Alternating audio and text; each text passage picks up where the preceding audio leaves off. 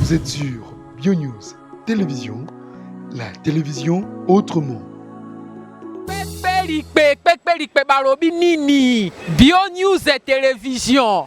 BioNews Télévision, c'est-à-dire awa format réalité, awa ejeli kambo ya BioNews Télévision balobi chaîne moko boye ezo sala na bondenge na ngope moko boye. Bango baba ma mise à part moko boye. Zalina le balobi Daniel Lebika, garçon moko ye moko pe bio.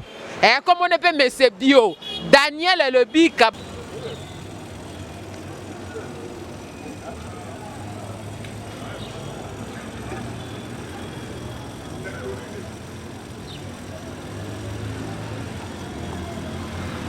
Et voilà, il y a Bisso Siebandi, il y a Bisso Tozo Poussara. Malembe, mesdames et messieurs, fidèles téléspectateurs de BioNews Télévision, comprenez toujours avec nos rubriques où ils se sensibiliser, où ils se motiver, où ils poussent Bisso, Kopunza, Bisso, Kogenda Rolugela Bino, Bosenga la Bino, Osenga Bisso. Un jour dans mon parcours, l'une de nos rubriques diffusées ici dans BioNews Télévision, rubrique où juste na kita natala na yeba ezanini izosale malolenge nini. Voilà pourquoi dans mon parcours un jour je suis là, je suis descendu sur terrain pour voir comment est-ce que réalisaka mikate yatanga wisi bino moko boloba qui était bobi Daniel Lukela biso yango parce que une fois tous alaki déjà pene to yeba ki lolenge nini ya osala pour les maillots tout alaki dendo maillot. Tout à l'heure, différentes étapes, nous sommes les kakapona et juste réaliser et yango. Voilà pourquoi aujourd'hui il y avait des moments où Daniel toi la posta total la mikate ya masango batchetanga wisi et na souci wana ya musala neto luka ki mingi to kita sur terrain juste pour toi comment est-ce que réaliser comment ça s'est fait comment étape nini les kaka pour juste tout réaliser. Avant de commencer on va dire un grand merci à notre Dieu. Lui le maître de temps et des circonstances où on est là malgré les hauts, malgré les bas, malgré les attaques tout le temps, mais quand même nous sommes là toujours confiance à notre Dieu parce que c'est avec lui que nous nous ferons des espoirs et sans lui nous les ferons sans lui nous ne pouvons rien faire, c'est avec lui. Voilà pourquoi nous sommes là et grand merci à notre Dieu parce qu'à chaque étape, à chaque instant il est toujours avec nous, il nous accompagne dans le malheur. Voilà pourquoi nous avons toujours maintenu soudés, solides, toujours nakati ya œuvre, yakati ya rubrique nabiso onion so OEP Samara nakati ya BioNews Télévision. Et pourquoi pas aussi dire un grand merci à ces grands messieurs et ces grandes dames. Vous nous suivez de partout avec attention soutenue, et particulièrement de partout. Vous êtes là, toujours motivés avec vos conseils, vos motivations, ça fait quand même bien. Vos abonnements et ça a toujours évolution. Il y a BioNews Télévision. Il s'appelle Anaclé Kodia le silencieux d'or. Merci depuis quelque part maman Pierretto Moulinga, Lina Mavinga Giskins. Merci d'être là. Maman Arlette, merci à vous parce que vous êtes là toujours motivés pour nous. Ça fait quand même bien. Merci vraiment. Merci Nadej Bidouga et pourquoi pas Meja Keita d'amour. Maman Adorkas, maman de Motema Yave Nanga Mapsoul. On est ensemble, il n'y a pas de souci. Donc on va faire quelque chose avec notre maman. Elle a accepté et on a accepté comment est-ce que les étapes pour réaliser c'est quand tout ça qui n'a pas pour ça de partout, vous le savez très bien. Et Bissowana tout qui sur terrain. Il est derrière la caméra, Azako assuré technique. Il s'appelle Merlin Niwa avec Don Beni. Ensemble pour assurer toujours réalisation. Il y a la rubrique Nabiso to Alarango. Et là, au jour d'aujourd'hui, nous sommes dans notre rubrique Un jour dans mon parcours, présenté par votre humble simple serviteur, c'est dit qu'on appelle Daniel Lebika. Lebika Daniel, autrement dit, le 4x4 de la presse congolaise. Et garçon bio, donc mobile bio, Masséar orphelin. Voilà, plutôt Panzanteket, Sombi qui s'amakanisi. Et j'espère que vous ne serez pas d'ici, hein, Maman Arlette Kilolo. Anti Arlette, merci depuis quelque part, attention soutenir, fidèle au Boukassa. Tokota la Siko, déroulement, comment ça va se passer. La grande famille, le Bika, Mimi, le Bika, les regards d'une femme responsable, José Paula, mon beau-frère, Papi Mabala, et pourquoi pas Annie Lebika. Merci depuis qu'elle prépare Mama Béa et notre tonton Aimé Bossitampé, ma tantine Marie. Merci. Toko Yamba Mama la biso to betali solo neka ezalaka. C'est partir. Merci. Et voilà, messieurs dames, avant juste de recevoir notre maman, on va d'abord questionner notre frère Azap Emel parce que Mikate ya Masangu communément abengaka Mikata Piloli. Ndeko bien. Ouais, toi bien ngo biso nyonso bakinois yango esongaka biso vraiment. Toi bien ngo toni yango te. Ça nini Mikata Piloli. Bon, Mikata Piloli ezali masango otoliaka quotidiennement. Donc basali yango farine na masango. Pour les autres batia betanga oui finir de bien Mikata Piloli. Et dans la forme ronde mais forme moko ya rectangle et baluka bato baye biango. OK. Et sur ce il y a idée wana ya kosangisa masango na farine. Et où t'as? Bon, je ne sais pas trop mais au nyonso na yebeza que ba meka ko adapter un peu ko meka kosangisa masango na farine soki opesa nini. Nde na lisanga wana na bosangisi wana nde epesi biso mikate ya piloli. Et suivant, tout le monde a reçu assistance, il y a Tangawis Nakati, il y a Bablo Kongonoso. C'est dit à quoi? Bon, assistance à Tangawis Nakati à Mikate, c'est premièrement c'est dû parce que Tangawis était un mal débellé et les dames qui font ça préfèrent Tangawis. Mais il y a certaines dames aussi qui évitent côté Tangawis pour ensuite il y a des clients. D'autres clients n'aiment pas les tangawisi, n'aiment pas les gingembre, donc ils préfèrent les tangawisi. Même ici, sous les tangawisi. Ils ont peut-être pour retraiter des maladies, comme ça, la maman mobile, na kata njoto. Au lieu que les tangawisi sont mobile sous boé, tu préfères tout lire na kata mikate. Bah, nous sommes éviter là-bas au lieu na kata mikate pour na l'estomac, bah maladie na ndenge, ne yango balia kate. Mais nous on préfère na tangawisi pour ne traiter biso. Vu que tu as tangawisi à mobile souté, tu préfères na kata mikate. Parce que peut-être bah monsieur Subi va boire la suite il y a ba estomac, baza ba gastrite, tu vois, yango. Ouais effectivement c'est ça, Colette tango sombe sur na na kata mikate za na loko moko. Donc c'est pour ça ba éviter ka et dans la kati peut-être mutata na estomac et pour déranger santé, ndé yango ba singa za la kata mikate. Est-ce que mikate bosangisi na nini ba inconvénients zate? Non, il y a pas les inconvénients sauf que moi je trouve que pour les petits enfants, ndeti bana miké vraiment dans moi passe pour na liango. Parce que Tangawis ne dérange pas, ça moins pili, donc ça dérange un peu. Mais pour nous les grands, il dérange vraiment. Sauf que pour certains qui souffrent de l'hémorroïde, n'a évité ce qui dérange. Mais ça n'a aucun inconvénient. Est-ce qu'il y a une différence entre le beignet normal et avec le beignet à mélanger avec le maïs? Ouais, il y a un goût. Ouais, il y a une très grande différence, très grande différence. Beignet normal, on sent vraiment un goût à farine, toyoka goût à farine. Tandis que dans le beignet, il y a piloli, la farine disparaît. Donc la farine disparaît et c'est disparaîtra. Et tout ce qui est là, ming masangu. Même la graine n'a pas la minenne na mulako. Donc masangu ya masangu. C'est un peu ça. Et voilà pour dire un mot avec les autres au Pebadio Kaka Mikata Piloli, nos amis qui sont à l'extérieur du pays. Est-ce que tu connais ça par rapport à Mikata Piloli, au Tobeng Mikata Masangu, Basangisi na farine, Bachetangawis Nakati? Ouais, déjà, j'ai lancé un message déjà pendant le bateau, Bayokara, Mikate à Masango, il y a Piloli, Batia Tangawis. Et comme conseil, moi je dirais que ça traite, ça nous aide aussi comme nous. Par contre, quotidiennement, chaque matin, tu as Koli à Mikate Yango. Donc, tu as Kaolto Mélatito Mélanine, tu as Koli Yango parce qu'on préfère Toli Yango comme nous qui souffrons de certaines maladies et traiter biso na kati Tangawisi wana. C'est un peu ça. Et ça Mikato il y a maralora Mikate nyoso, il y a marana boudin, il y a marana mayonnaise, on le mange avec tout même nati. Mais bana mikene ya principe topé ça bangote Mikata Tangawisi parce que ils n'ont pas encore atteint l'âge ya kolia Tangawisi. Imaginez-moi un bébé PC Mikata Tangawisi et vous avez une paix et dans la ramakasi, on évite pour que les enfants mangent bah dans la victime il y a douleur wana. C'est un peu ça. Merci. Et voilà, mesdames et messieurs, vous avez compris l'intervention de notre frère par rapport il y a déroulement, il y a Mikate et Tangawis au Babinga communément Mikate et Piloli. On va prendre notre maman pour abandonner cette opération. On va essayer un peu de s'échanger avec la maman, on va essayer d'exister et parler pour si je n'habite sur certains au jour d'aujourd'hui et j'espère que vous ne serez pas déçus de partout. Question pour nous encore au jour d'aujourd'hui, on va récupérer tout ce qu'on se pose des questions de partout par rapport il y a Mikate, il y a Masango, Batia, Tangawis. Bionews Télévision, la télévision autrement. C'est parti. Et voilà, mesdames et messieurs, comprenez que nous sommes déjà en mouvement avec notre maman. Elle a accepté, mais non, au jour d'aujourd'hui, il y a un peu sa biseau matière, oh, tout ça qui dans pour ça, il y a quoi de partout. Il y a des grandes dames, il y a mes mamans, où bazaki na pour ça vraiment, la leçon, la biseau dans le lot. Maman, elle a accepté, elle a accepté biseau, il y a un déroulement juste pour réaliser mikate, oh, tu benga ya piloli na Kinshasa. Mikate ya masango basangisi na farine pe bati yango tangawis.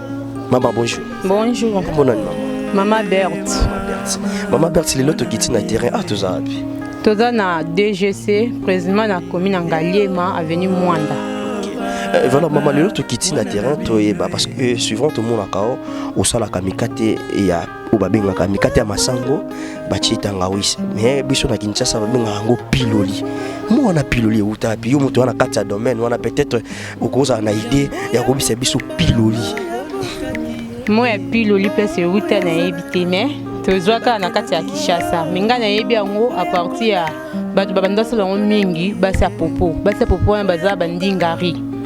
Bandingari nde mutu bayela biso mikate ya masangu batia tangawisi.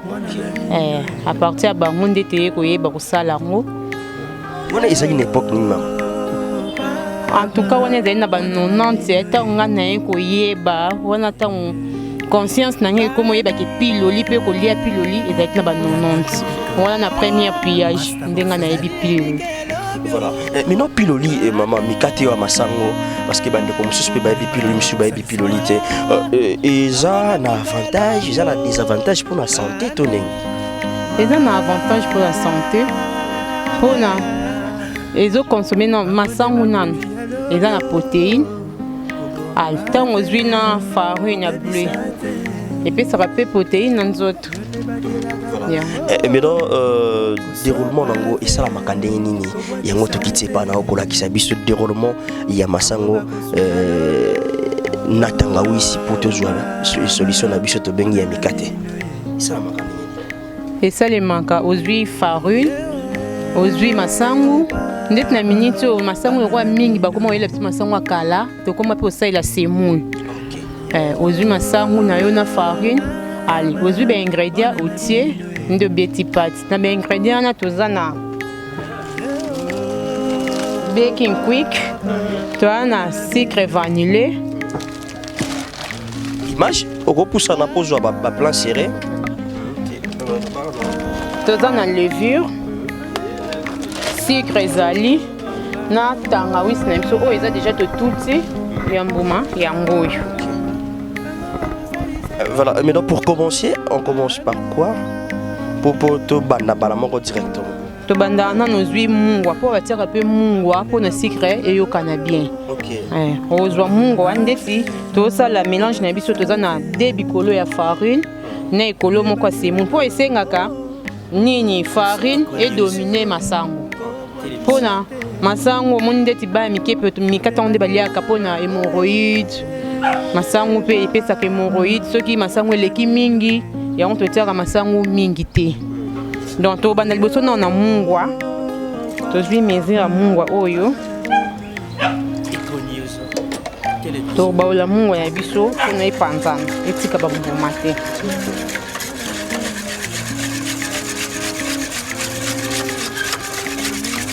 Et voilà, on a beau comprendre maman bandi na mungwa achino na mai abaloli yango mungwa il faut essayer de dissoudre et ça na mai de façon que et ça la mbuma te tant motazoli am tafu na mbuma te.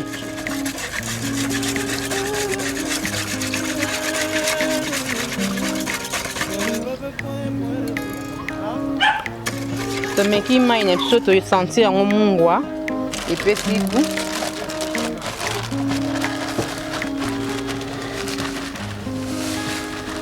C'est la quantité de biso o totie ya farine na masango na biso tozwa sucre ndeti o kopo moko na ndam.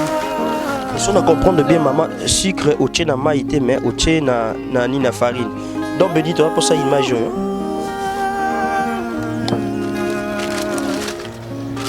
Je sucre un peu la farine.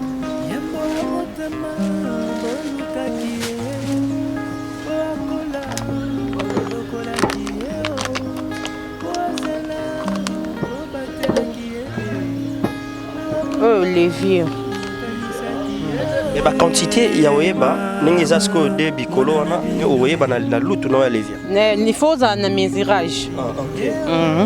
Na condition de mesurage, il faut la moto, il y a une expérience. Vous avez déjà quantité, on retient dans ma boko et simbi. Oh, levure, peut-être que les qui sont des types de ça, la mikata au thé kaboul.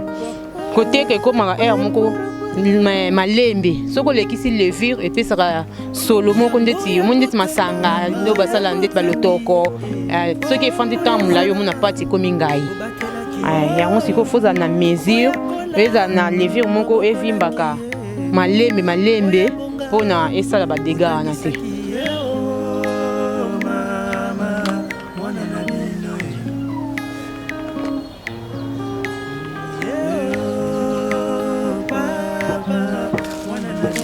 Ah, c'est quoi aujourd'hui? Sucre vanillé na biso te déchassé.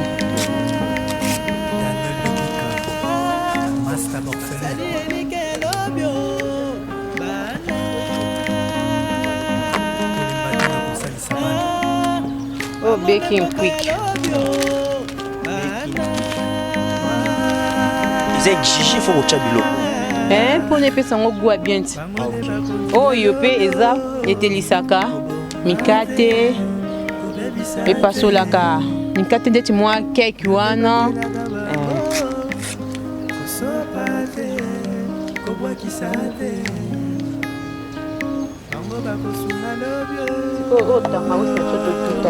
ndeti toza na quantité na biso ya de bikolo oyo na ekolo moko ya masango tangawisi tozwaka mbuma moko oyo otie mpona kotia ebele te na façon ke bato bestoma nde bakoma ezosenga lisusu mpenza batangawisi mingi te otiaka moko wana eyokana kaka na kati ya biloko. Tangawisi na biso totie na kati ya mai oyo tosala.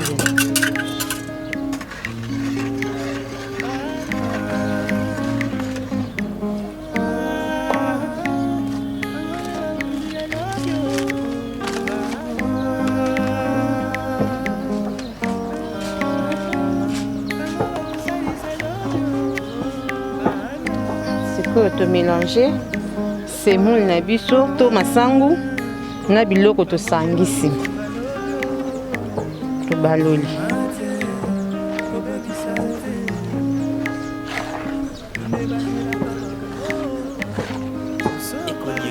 Ni to kaka masangu bakosela na bango pe semoule. Boko kosela semoule.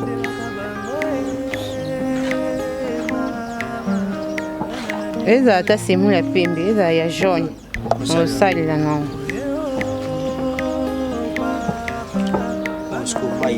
Ya tangawisi na mungwa. Télévision.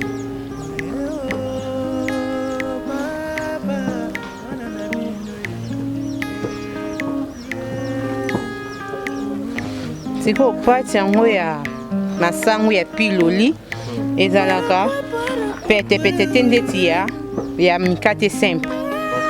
Ya piloli il faut ezala na mwa kilo ndambo. Wana pona nini mama? Pona ntango ozobwaka yango omoni ntango tosalaka oyo ya boule wana ezalaka farine yango moko. Farine yango moko etiaka élastique. Siko oyo tomélange na masango ebuka na pamba. Ntango eza pete ntango ozotia na kati ya mafuta ezopanzana ezokota mafuta soki ekoti mafuta motu moyen kokolia mikate ezali te.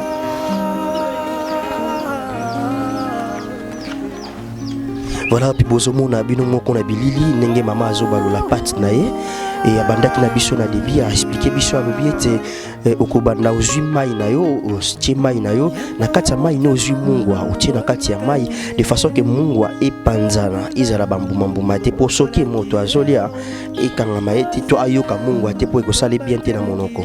Après kosala yango ne na kati ya mai wana ne okotia lisusu tangawisi epanzani ne okozwa sukali na yo okotia na farine ozwi farine otie sukali Ozi otie biquick, otie levure foyer ba quantité nini ya kocha parce que ce qu'on lexi levure et ça la ba dégâts na ngopé et après kocha levure ne au kocha ba bloka mike ba ingrédients ndenge mama tie après bandiko balola obaloli après okozwa masango otie neti mama boy asaleli semoule place à masango ya saleli semoule ça dérange pas. Maman a bien précisé alors oui au conseil la semoule ya pembe au conseil la paix ya jaune to conseil la paix masango normal donc mais maman préfère que masango pour masango monsieur ya kala eza solo tant mutu aolia mikate masango semoule tant mutu azolia mikate aolia ngo solo ana ezala te tant solo ana eza ezo si sa petit encore ba maman ba comment na bango pour éviter masango akala parce que na masango akala ils a quand même sur ces éco pour les anini ils ont pesa odeur à bien dire et ba préféraka ba c'est la semoule voilà aujourd'hui maman à l'exhibition mélange wana ya semoule à sali yango de manière à ce que toi ba nini et ils ont koba maman tout comme le niveau nini c'est comme le niveau moni pati nanga et puis mi moi pété donc si ko na ba kisango moi semoule ndambu pour nettoyer moins kilo. Donc ils exigent qu'il faut battre na ils à la kilo quand moins kilo. Si ko maman batu ba ko kolia ngo lolenge nini. Kolia ngo ndeza bonne to beti parti boé.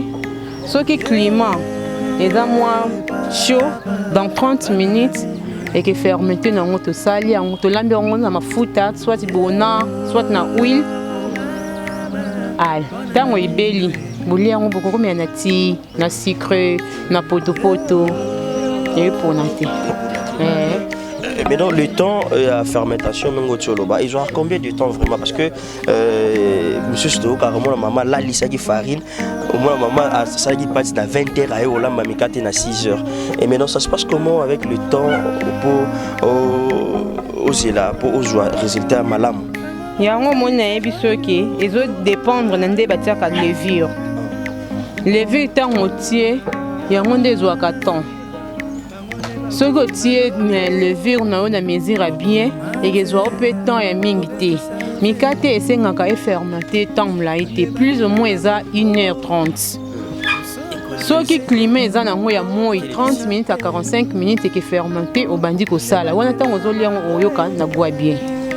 Mais ndé ba maman basala kala ezaki na ba procédure wana tozaki na ba levure chimique ebele te rotia. Ndé moni bande ko lala la siko ndé ba levure chimique ebele ba bimiseli biso esenga susu ela la temps ebele anati. Ce qui peut-être ba maman musu basala 20h ti ba ça na temps peut-être amona soka lali ala muka e mona ba air moko boy pona e pesa e temps ya ko beta air wana ti 6h em so bosa na yango ba beta 20h. Mais dirait à temps wana ici saka bouya mikate. Mais la conservation ya pâte bako bomba ngone. Conservation ya pâte oyo. Est-ce que mutako sala pe pâte lelo asaine mikate après 3 jours. Té. Té. Et puis bebaka. Ndeti lelo so beti pâte lelo boye ndeti tozaka moko pe beti té qui est silité. Pâte silité. Il faut bomba on soit na congélateur, to na frigo.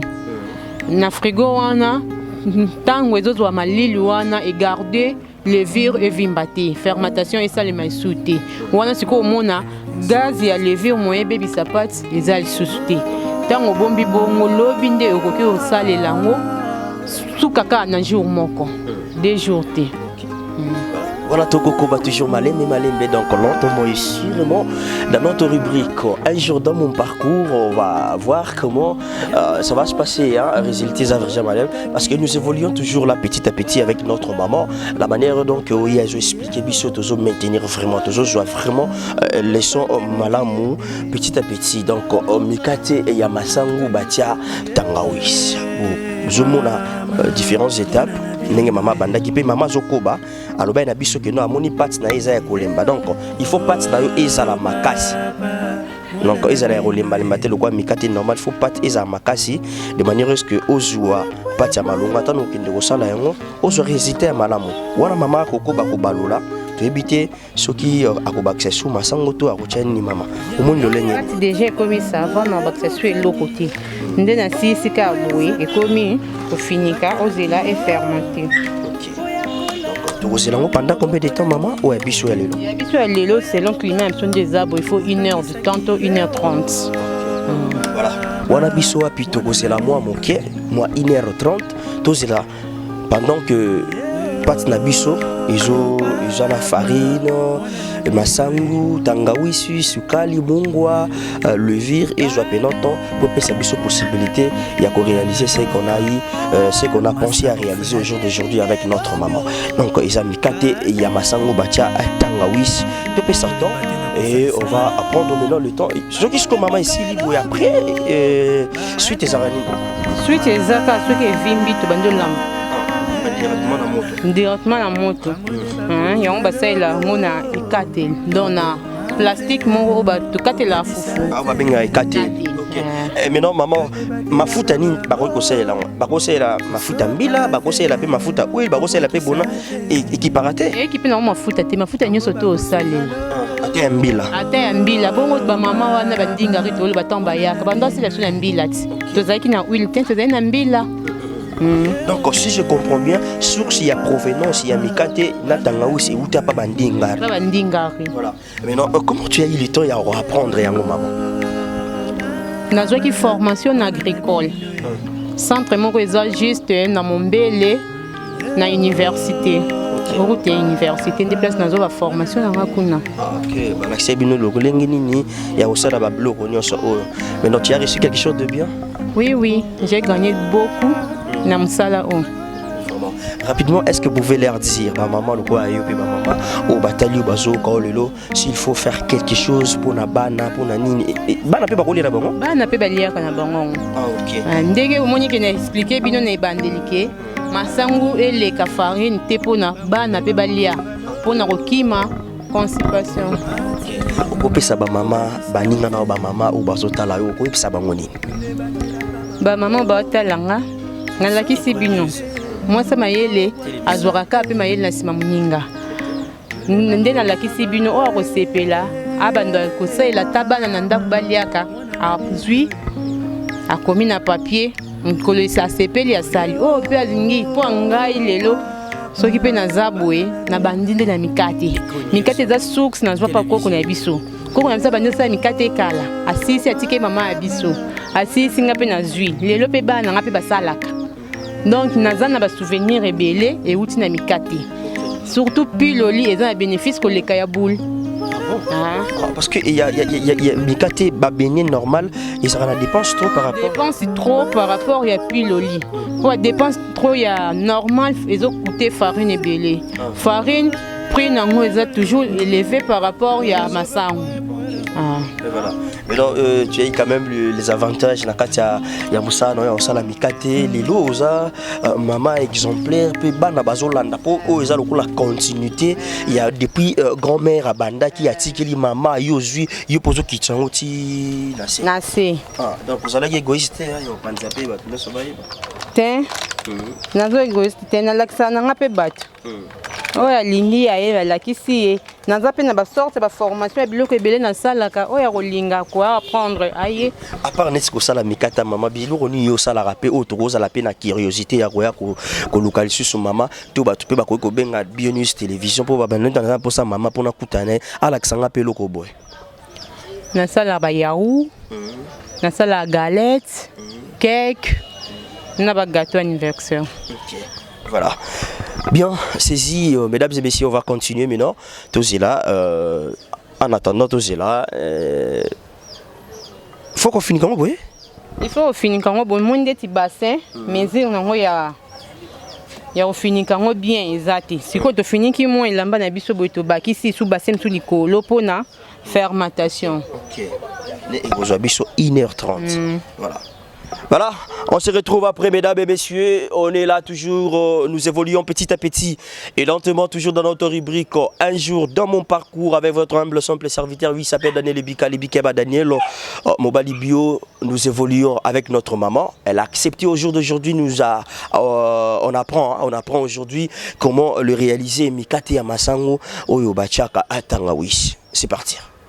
BioNews Télévision. Voilà, mesdames et messieurs, déjà on a eu à faire 1h30 pour tout patienter Mouké en attendant, Nenge Fermatation au Salama.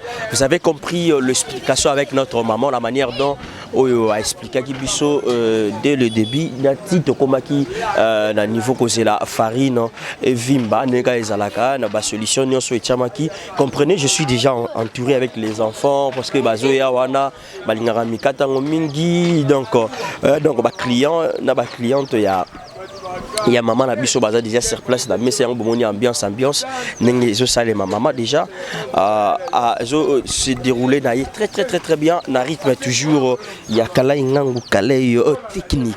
Nous sommes dans Bio News télévision, la télévision autrement. Maintenant on va voir nengi nini maman a kozwa mikate nengi akocha.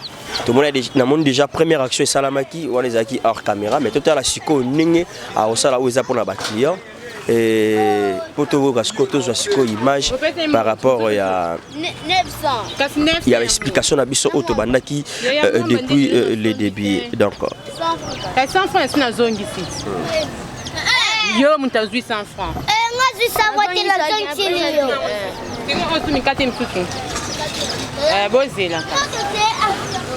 Mais ça peut aussi que ça va ninga. Bon, mais quand on a vu ça puis le lit. Tout ça la rangon est 4 et l'ipona ebi mami la yuana. Donc beni serré. On a des siko ceux qui ngana comprendre bien, il y a on des salariés on va bien qui piloli. Au moins net au 4 là on est 4.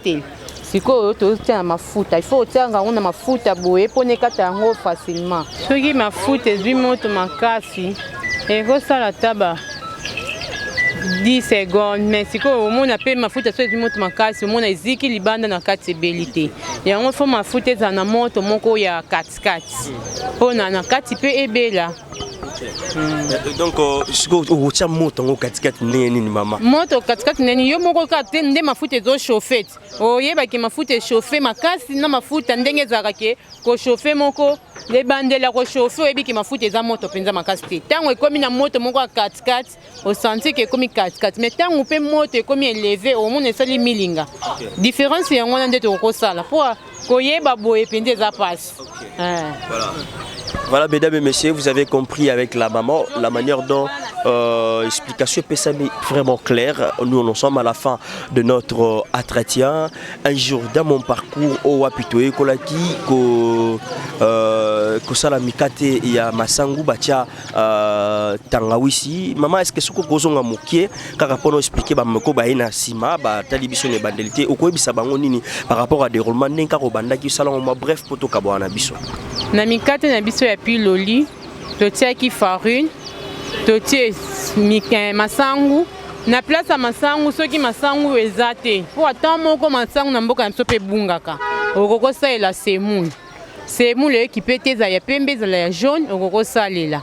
Tango tie deux sortes na biso ya semoule wana, farine, semoule, ali oyeko zo ba ingrédients na biso toza nango. Toza na levure, toza na sucre vanillé, toza na baking quick. Baking quick est une sorte de levure chimique.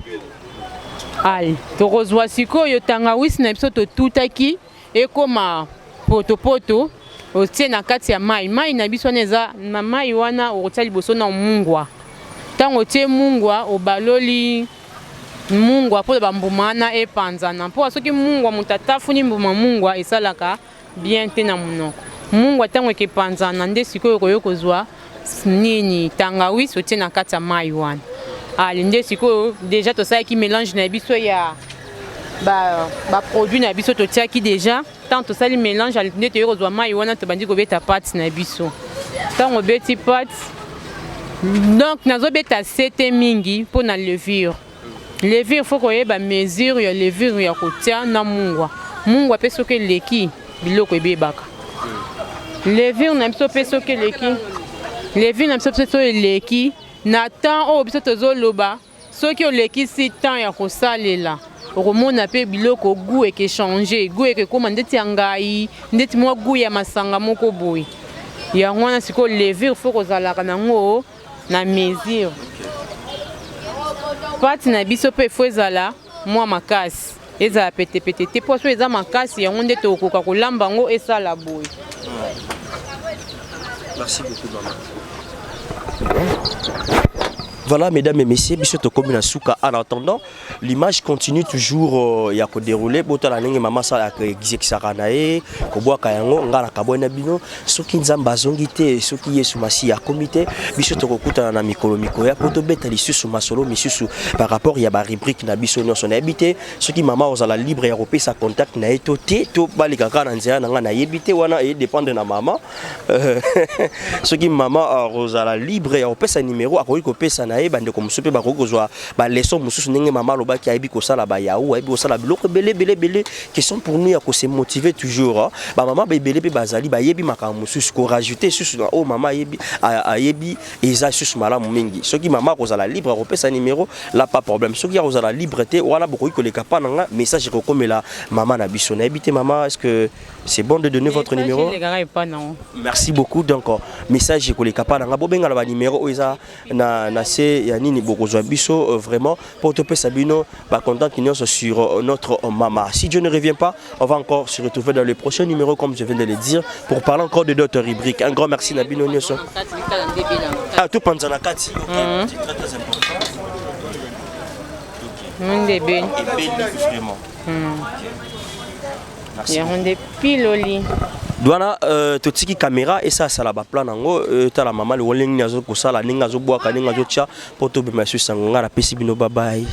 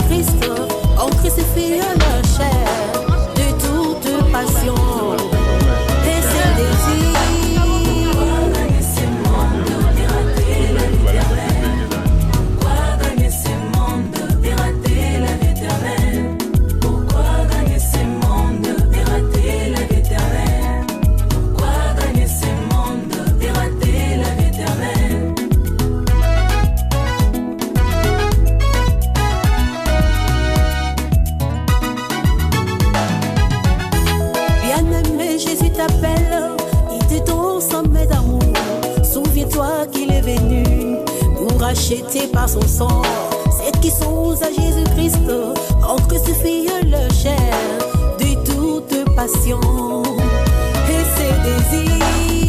Pourquoi gagner ce monde et rater la vie éternelle? Pourquoi gagner ce monde et rater la vie éternelle?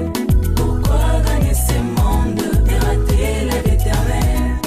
Pourquoi gagner ce monde et rater la vie éternelle?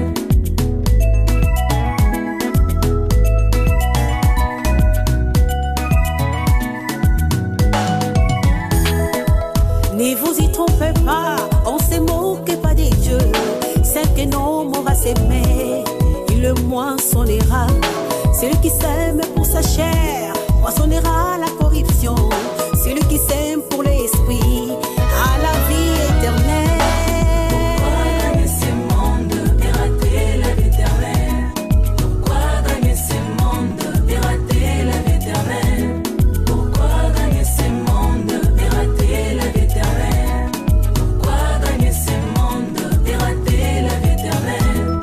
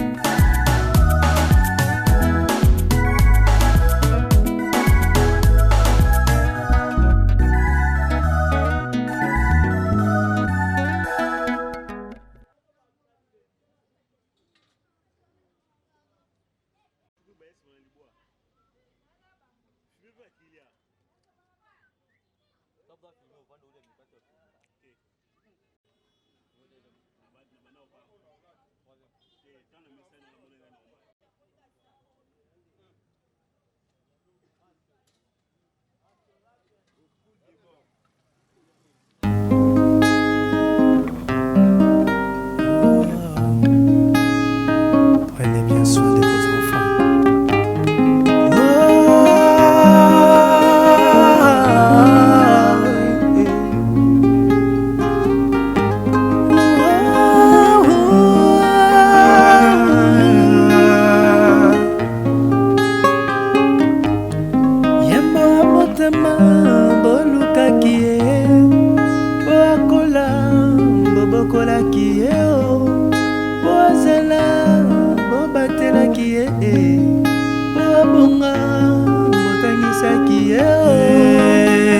Mama, mwana na bino oh papa, mwana na bino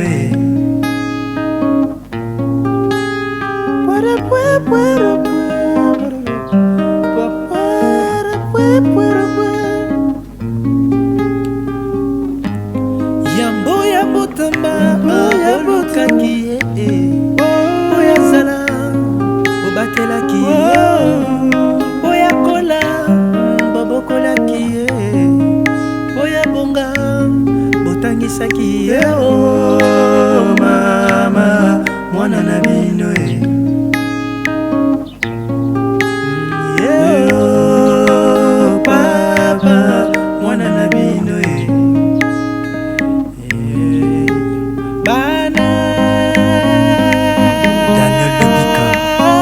Master Borfelin Sali enike lobyo Bana Kolembate na kosalisa bana Bango ne mboka ya lobyo Bana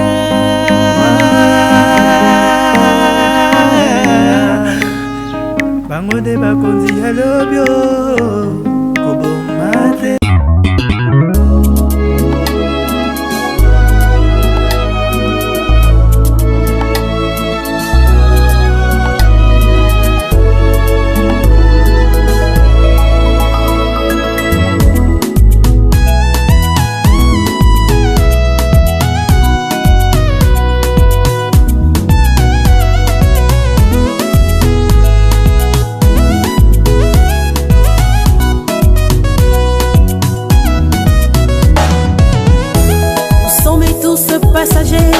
dans ce monde de la terre. Bien-aimé, écoute-moi, ce monde passera. À quoi bon tu rater tout pour le désir de ses chairs? Royaume des dieux venu pour toi. Et pour moi, pourquoi gagner ce monde et rater la vie éternelle? Pourquoi gagner ce monde et rater la vie éternelle? Pourquoi gagner ce monde et rater la vie éternelle?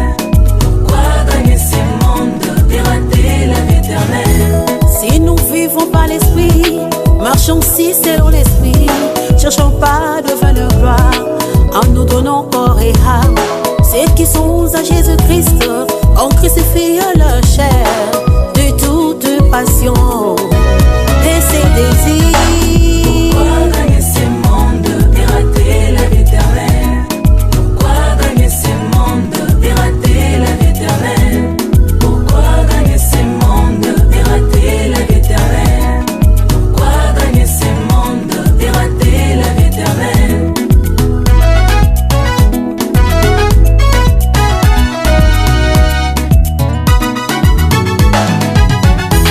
Bien-aimé, Jésus t'appelle, il te donne son sommet d'amour. Souviens-toi qu'il est venu nous racheter par son sang. Ceux qui sont à Jésus-Christ